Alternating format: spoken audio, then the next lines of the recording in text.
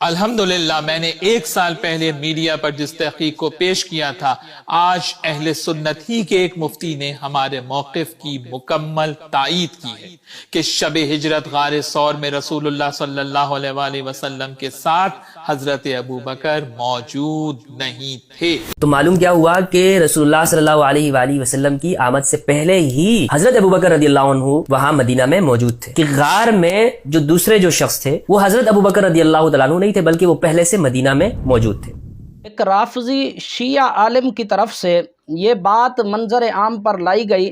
کہ نبی کریم صلی اللہ تعالی علیہ وسلم کے ساتھ ہجرت والی رات غار ثور میں جناب صدیق اکبر رضی اللہ تعالی عنہ نہیں تھے، بلکہ کوئی اور تھے، اور حضرت صدیق اکبر رضی اللہ تعالی عنہ تو حضور علیہ الصلوۃ والسلام کے ہجرت فرمانے سے پہلے مدینہ المنورہ میں ہجرت کر کے آ چکے تھے۔ وہ حضرت سالم کے پیچھے نمازیں بھی پڑھ رہے تھے، تو جب حضرت صدیق اکبر پہلے آ گئے تو ہجرت والی رات حضور کے ساتھ کیسے ہو سکتے ہیں؟ صحیح بخاری کی 2 روایات ملا کر، 2 روایات کو مکس کر کے، حدیث نمبر 692 اور حدیث نمبر 7175، ان 2 روایات کو ملا کر پہلی روایت کا مفہوم دوسری پر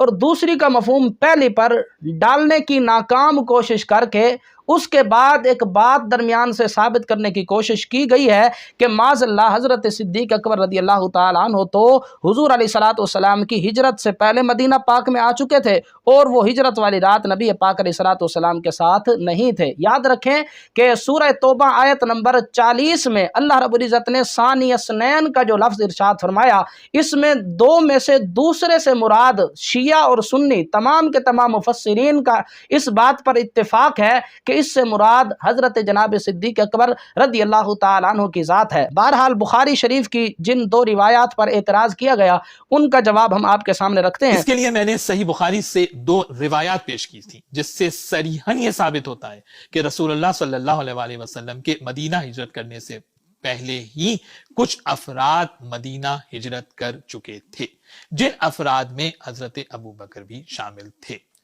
اس کے دونوں حوالے صحیح بخاری کے ہیں، آپ کو اسکرین پر نظر آ رہے ہیں۔ روایت نمبر 692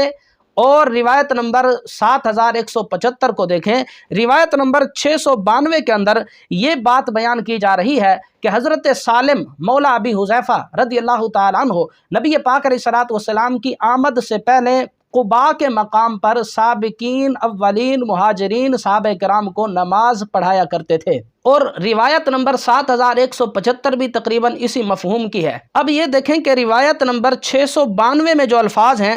اس میں یہ ہے کہ موضع بقباء،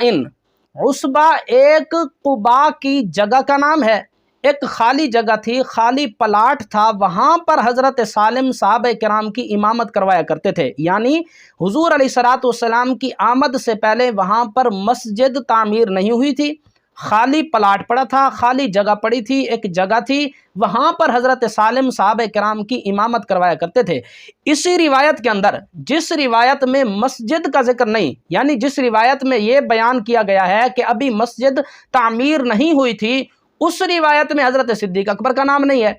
اور دوسری روایت جس میں حضرت صدیق اکبر کا نام آ رہا ہے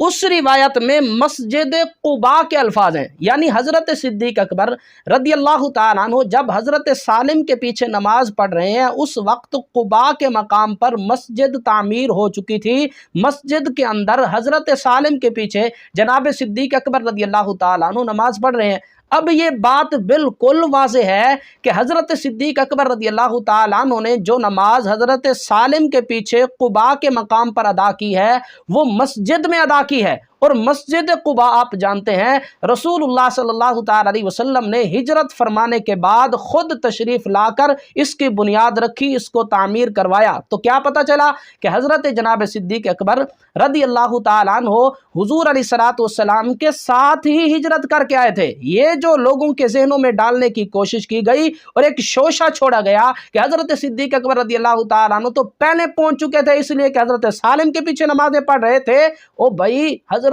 سالم کے پیچھے نماز کب پڑھ رہے ہیں یہ بھی بیان کرو نا۔ اس وقت پڑھ رہے ہیں جب قباء کے مقام پر مسجد تعمیر ہو چکی ہے۔ یہ ان دونوں روایات کے اندر مختلف الفاظ ہیں، جس میں قباء کے خالی پلاٹ کا ذکر ہے وہاں صدیق اکبر کا ذکر نہیں، جس روایت میں صدیق اکبر کا ذکر آ رہا ہے وہاں خالی پلاٹ کا ذکر نہیں آ رہا، بلکہ قباء کی مسجد کا ذکر آ رہا ہے کہ مسجد قباء میں حضرت صدیق اکبر رضی اللہ تعالیٰ عنہ نے حضرت جناب سالم مولا ابی حذیفہ رضی اللہ تعالیٰ عنہ کے پیچھے نماز ادا کی ہے۔ یہ بات کوئی تحقیق کی ہے ہی نہیں۔ آپ نے کیا تحقیق کی ہے؟ یہ تحقیق کی ہے کہ آپ نے حضرت صدیق اکبر کو حضور علیہ الصلوۃ والسلام کی معیت سے ہی نکال دیا، تو ایسی بات نہیں ہے۔ جس روایت میں مسجد قباء کا ذکر ہے اس میں صدیق اکبر کا ذکر ہے، جس میں مسجد قباء کا ذکر نہیں خالی پلاٹ کا ذکر ہے اس میں صدیق اکبر رضی اللہ تعالیٰ عنہ کا ذکر نہیں ہے۔ انہی دو روایات پر جب ہم غور کرتے ہیں تو 692 نمبر جس میں حضرت صدیق اکبر کا نام نہیں، ان کا ذکر نہیں، اس روایت میں قبل مقدمی رسول اللہ صلی اللہ تعالیٰ علیہ وسلم یہ الفاظ موجود ہیں کہ حضرت سالم صحابہ کرام جو کہ پہلے ہجرت کر کے آ گئے تھے ان کی امامت کرواتے تھے رسول اللہ کی تشریف آوری سے پہلے۔ اس میں حضرت صدیق اکبر کا ذکر نہیں ہے۔ اور روایت نمبر 7175 میں جس روایت میں حضرت صدیق اکبر کا نام آ رہا ہے اس روایت میں قبل مقدم رسول اللہ صلی اللہ تعالیٰ علیہ وسلم کے الفاظ نہیں ہیں، تو اس سے بھی یہ بات بالکل واضح ہوتی ہے کہ حضرت صدیق اکبر رضی اللہ تعالیٰ عنہ رسول اللہ صلی اللہ تعالیٰ علیہ وسلم کے ساتھ مدینہ المنورہ میں ہجرت فرما کر تشریف لائے، اور اس کے بعد ہجرت کے بعد جب آپ کسی کام کے لیے قباء کی طرف تشریف لے کر جاتے تھے اور نماز کا وقت ہو جاتا تھا تو چونکہ وہاں کے امام حضرت سالم رضی اللہ تعالیٰ عنہ تھے تو جناب صدیق اکبر رضی اللہ تعالیٰ عنہ حضرت سالم کے پیچھے نماز ادا فرما لیا کرتے تھے۔ اس بات کو امام بیہقی رحمۃ اللہ تعالیٰ علیہ نے بھی السنن الکبریٰ للبیہقی جلد نمبر 3 کے اندر تحریر فرمایا اور اس بات کی وضاحت کر دی کہ حضرت صدیق اکبر رضی اللہ تعالیٰ عنہ حضرت سالم کے پیچھے کب نماز ادا کیا کرتے تھے۔ فرماتے ہیں وَلَعَلَّهُ فِي وَقْتٍ آخر، یہ وقت آخر یعنی رسول اللہ صلی اللہ علیہ وسلم کی تشریف آوری کے بعد کا واقعہ ہے۔ رسول اللہ صلی اللہ علیہ وسلم جب مدینہ المنورہ ہجرت فرما کر تشریف لے آئے اس وقت حضرت صدیق اکبر رضی اللہ تعالیٰ عنہ جب قباء کی طرف کسی کام کے لیے تشریف لے جاتے تھے اور نماز کا وقت ہو جاتا تھا تو حضرت سالم کے پیچھے نماز ادا کر لیا کرتے تھے۔ اس لیے فَإِنَّهُ إِنَّمَا قَدِمَ أَبُو بَكْرٍ مَعَ النَّبِيِّ صلی اللہ تعالیٰ علیہ وسلم، اس لیے کہ حضرت ابو بکر صدیق رضی اللہ تعالیٰ عنہ تو رسول اللہ صلی اللہ علیہ وسلم کے ساتھ ہجرت کر کے آئے تھے۔ وَيُحْتَمَلُ أَن تَكُونَ إِمَامَتُهُ إِيَّاهُمْ قَبْلَ قُدُومِهِ وَبَعْدَهُ، اور یہ بات بھی کہی جا سکتی ہے کہ حضرت سالم رضی اللہ تعالیٰ عنہ رسول اللہ صلی اللہ علیہ وسلم کی آمد سے پہلے قباء کے مقام کے امام تھے، اور بعد میں جب مسجد تعمیر کر دی گئی اس کے بعد بھی حضرت سالم ہی رضی اللہ تعالیٰ عنہ اس مقام پر مسجد قباء میں امامت کروایا کرتے تھے۔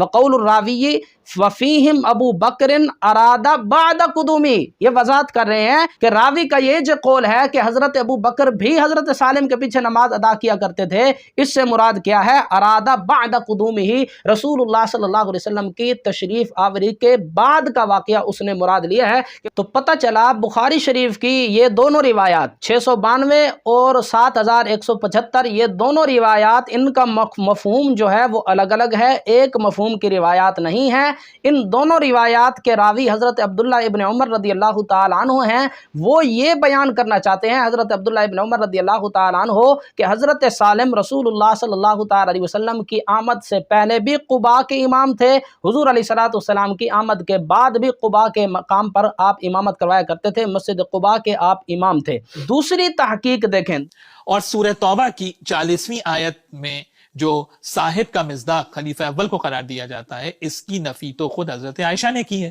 اور یہ روایت بھی صحیح بخاری میں موجود ہے کہ وہ فرماتی ہیں کہ ہمارے گھر والوں کے بارے میں قرآن میں کچھ نازل نہیں ہوا الا اس آیت کے جو میرے عذر کے لیے نازل ہوئی۔ اب میں اپنے محترم اہل سنت بھائیوں سے کہتا ہوں کہ دیکھیے کس طرح آپ سے ہر معاملے میں جھوٹ بول کر حق کو چھپایا گیا ہے۔ حضرت ابو بکر کو یار غار کہنا یہ ایک مفروضہ ہے، یہ ایک فینٹیسی ہے جس کا حقیقت سے کوئی تعلق نہیں ہے۔ دوسری تحقیق یہ پیش کی گئی کہ ہم نے یہ تحقیق کی ہے، آپ بھی تحقیق کریں، اور تحقیق ہم نے یہ کی ہے کہ آپ جو سورہ توبہ کی آیت نمبر 40 سے مراد ثانی اثنین سے مراد صدیق اکبر کی ذات لیتے ہیں، ان کی ذات مراد نہیں ہے، اس لیے کہ ان کی اپنی بیٹی ام المؤمنین حضرت سیدہ عائشہ صدیقہ رضی اللہ تعالیٰ عنہ خود انکار کر رہی ہیں۔ بھئی کیسے انکار کر رہی ہیں؟ جی بخاری شریف में है। क्या है बुखारी शरीफ में? रिवायत नंबर 4827 में आता है, हजरत सैयद आयशा सिद्दीका रज़ियल्लाहु ताला अन्हा फरमाती हैं, मा अंज़लल्लाहु फीना शैअन मिनल कुरानी इल्ला अन्नल्लाह अंज़ला उज़री, हमारे बारे में कुरान करीम के अंदर कुछ भी नाजिल नहीं हुआ मगर ये कि इल्ला ये कि अल्लाह तबारक व तआला ने मेरा उज़्र, मेरी बरात का ऐलान फरमाया। सिर्फ मेरी बरात कुरान में है, यानी इसके अलावा कुरान करीम की कोई आयत हमारे घर वालों के बारे में नाजिल नहीं हुई। हालांकि ऐसी बात नहीं है। इस रिवायत के अंदर यह है कि मरवान पूछ रहा है कि वल्लज़ी क़ाल लिवालिदैहि उफ़्फ़िल लकुमा, क्या ये आयत अब्दुर्रहमान बिन अबी बकर के बारे में नाजिल हुई है? सैयद आयशा सिद्दीका रज़ियल्लाहु ताला अन्हा इस बात का इनकार कर रही हैं कि ये आयत मेरे भाई अब्दुर्रहमान बिन अबी बकर के बारे में नाजिल नहीं हुई। अब आप अल्फाज सुने, सैयद आयशा फरमाती हैं, मा अंज़लल्लाहु फीना, हम बहन भाइयों में से, आले अबू बकर में से, सिवाय मेरे, सिर्फ मेरे अलावा किसी के बारे में कुरान की कोई आयत नाजिल नहीं हुई सिवाय मेरे। सूरह नूर के अंदर मेरे उज़्र और मेरी बरात के मुतालिक अल्लाह रब्बुल इज़्ज़त ने कुरान करीम की आयत का नुज़ूल फरमाया। हम बहन भाइयों में से सिवाय मेरे किसी के लिए कुरान करीम की कोई आयत नाजिल नहीं हुई। वो अपनी बहन भाइयों का इनकार फरमा रही हैं, आले अबी बकर का इनकार कर रही हैं, हजरत अबू बकर का इनकार नहीं कर रही। मिसाल के तौर पर उम्दतुल कारी है, उम्दतुल कारी के अंदर इमाम बदरुद्दीन ऐनी ने और फतहुल बारी के अंदर इब्न हजर अस्कलानी रहमतुल्लाहि ताला अलैह ने इस बात की वजाहत फरमाई है। आप फरमाते हैं, वक़ौलुहु फीना अरादत बिही बनी अबी बकर लिअन्ना अबा बकर नज़ल फीही सानी असनैन। आप फरमा रहे हैं कि फीना से मुराद आले अबी बकर है। आप फरमाते हैं कि सैयद आयशा सिद्दीका रज़ियल्लाहु ताला अन्हा का कौल फीना मा अंज़लल्लाहु फीना शैअन, अल्लाह तबारक व तआला ने हमारे बारे में, इस हमारे से क्या मुराद है, फीना से क्या मुराद है, अरादत बिही बनी अबी बकर, हजरत सैयद आयशा सिद्दीका रज़ियल्लाहु ताला अन्हा ने आले अबू बकर को मुराद लिया, यानी इससे मुराद हजरत सैयद आयशा सिद्दीका के अपने बहन भाई हैं। वो इस बात की वजाहत कर रही हैं कि तू जो अब्दुर्रहमान बिन अबी बकर यानी मेरे भाई के मुतालिक पूछ रहा है कि वल्लज़ी क़ाल लिवालिदैहि उफ़्फ़िल लकुमा, उनके बारे में नाजिल हुई है। जब हम सवाल पर गौर करेंगे तो जवाब खुद ब खुद समझ आ जाएगा कि वो सवाल कर रहा है हजरत आयशा के भाई के मुताल्लिक, और हजरत सैयद आयशा रज़ियल्लाहु ताला अन्हा भी आले अबी बकर का इनकार कर रही हैं कि हम बहन भाइयों में से सिवाय मेरे कुरान करीम के अंदर कोई आयत नाजिल नहीं हुई। इसलिए कि सैयदना सिद्दीक अकबर रज़ियल्लाहु ताला अन्हु के मुताल्लिक तो सानिया सुनैन इज़ हुमा फिल गार कुरान करीम की इस आयत का नुज़ूल हो चुका है। ये तो थे वो एतराज़ात जो सही बुखारी की 3 रिवायात पर किए गए। अल्हम्दुलिल्लाह, अल्लाह के फ़ज़ल से हमने उनका मुफस्सल और बिल्कुल आम फ़हम जवाब आपके सामने रख दिया कि सही बुखारी शरीफ की किसी रिवायत का सहारा लेकर कोई शख्स ये नहीं कह सकता कि गार सौर में नबी पाक सल्लल्लाहु ताला अलैहि वसल्लम के साथ हिजरत वाली रात जनाब सिद्दीक अकबर रज़ियल्लाहु ताला अन्हु नहीं थे। अब हम चंद गवाहियाँ लोगों की पेश करते हैं कि क्या गार सौर में सहाबे किराम रिदवानुल्लाहि ताला अलैहिम अजमईन में से हज़रत सिद्दीक अकबर थे या कोई और था। सबसे पहले सही बुखारी शरीफ से खुद रसूलुल्लाह सल्लल्लाहु ताला अलैहि वसल्लम की गवाही हम आपके सामने रखते हैं। बुखारी शरीफ 3653 नंबर रिवायत है। इसमें रसूलुल्लाह सल्लल्लाहु ताला अलैहि वसल्लम की अपनी वजाहत मौजूद है कि मेरे साथ गार में मेरे यार सिद्दीक अकबर ही थे। हज़रत अनस इब्न मालिक रज़ियल्लाहु ताला अन्हु से मरवी है, अन अबी बकर रज़ियल्लाहु ताला अन्हु क़ाल क़ुल्तु लिन्नबी सल्लल्लाहु ताला अलैहि वसल्लम व अना फिल गार, फरमाते हैं कि मैंने नबी करीम अलैहिस्सलातु वस्सलाम की बारगाह में उस वक्त अर्ज की जब मैं गार में था। क्या अर्ज की?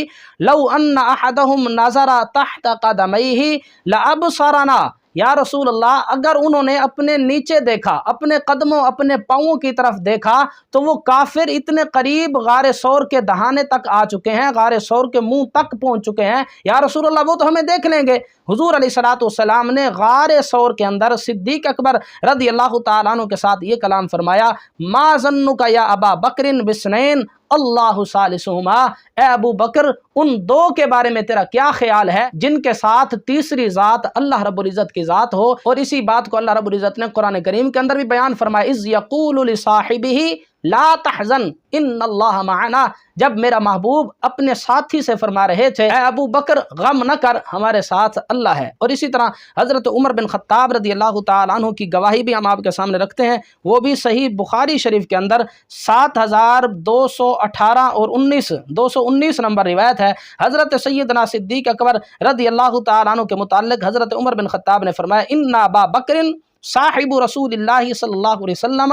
ثانی اثنین، یہ ابو بکر صدیق رضی اللہ تعالیٰ عنہ رسول اللہ صلی اللہ علیہ وسلم کے ساتھی اور ثانی اثنین دو میں سے دوسرے ہیں۔ اور اسی طرح حضرت علی اور حضرت زبیر رضی اللہ تعالیٰ عنہ کی گواہی بھی ہم آپ کے سامنے رکھتے ہیں۔ المستدرک علی الصحیحین سے امام حاکم رحمۃ اللہ تعالیٰ علیہ نے اس روایت کو بیان کیا کہ حضرت مولا علی شیر خدا رضی اللہ تعالیٰ عنہ کیا فرمایا کرتے تھے انا نرى ابا بکر احق الناس بها بعد رسول اللہ صلی اللہ علیہ وسلم انه لصاحب الغار وثانی اثنین۔ حضرت مولا علی شیر خدا رضی اللہ تعالیٰ عنہ المستدرک علی الصحیحین 4422 نمبر روایت ہے، امام حاکم کی تیسری جلد امام حاکم کی یہ کتاب المستدرک، اس میں مولا علی شیر خدا رضی اللہ تعالیٰ عنہ کا فرمان صحیح سند کے ساتھ موجود ہے۔ اور السنن الکبریٰ للبہقی، امام بہقی اس کو 8ویں جلد کے اندر بھی لے کر آئے ہیں۔ حضرت علی المرتضیٰ کیا فرماتے ہیں ہم حضرت صدیق اکبر رضی اللہ تعالیٰ عنہ کو ہی خلافت کا زیادہ حقدار سمجھتے تھے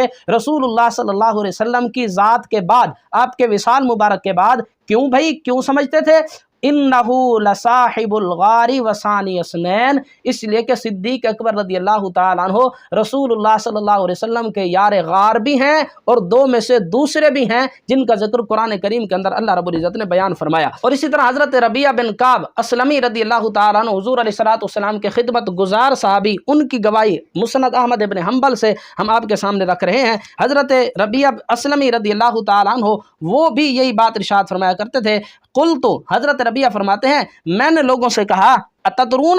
ما ھذا، کیا تم جانتے ہو یہ کون ہے؟ ھذا ابو بکر صدیق رضی اللہ تعالیٰ عنہ